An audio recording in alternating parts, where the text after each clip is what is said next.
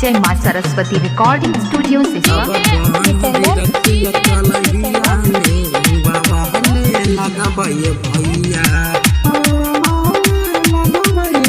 अभी आप सुन रहा है सुमित संगम को।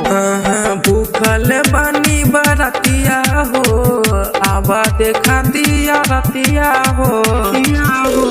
भूखल बानी बरतिया हो, आवा देखा दिया रतिया हो।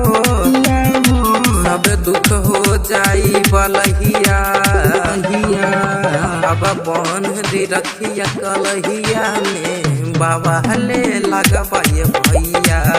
अब बन दी रखिया कलहिया में बाबा ले लगवाए भैया। मिक्स बाय सुमित संगम। अब बन दी रखिया कलहिया में बाबा ले लगवाए भैया।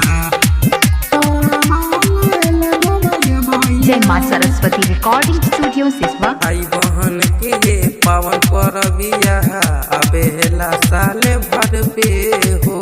तू तो हरदम रहेला बहरा, आइल बारात घर पे हो। आई बहन के पावन परबिया अबेला साले भर पे हो। तू तो हरदम रहेला बहरा, आइल बारात घर पे हो। करिहा बहिन के भलहिया, अब बंध दी रखिया कलहिया में बाबा ले लगवाए भैया। अब बंध दी रखिया कलहिया में बाबा ले। मिक्स बाय सुमित संगम। अब बंध दी रखिया कलहिया में बाबा ले लगवाए भैया। जय मां सरस्वती रिकॉर्डिंग स्टूडियो सिसवा। अभी आप सुन रहा है सुमित संगम को। अजरे हमारे रहिया भैया बाटी हे बिनतिया हो। अबे न कबहू लालू नरेंद्र जिंदगी में विपतिया हो। अजरे हमारे रहिया भैया बाटी हे बिनतिया हो। अबे न कबहू लालू नरेंद्र जिंदगी में विपतिया हो। झुनु बनिया बहिन के सहैया,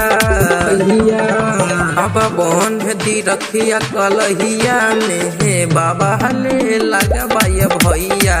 अब बंध दी रखिया कलहिया में हे बाबा ले लगवाए। भूखल बहनी बरतिया हो, आबा देखा दिया रतिया हो। सब दुख हो जाई बलहिया, अब बन दी रखिया कलहिया में बाबा ले लगवाए भैया। अब बन दी रखिया कलहिया में बाबा ले लगवाए भैया। जय मां सरस्वती रिकॉर्डिंग स्टूडियो सिसवा।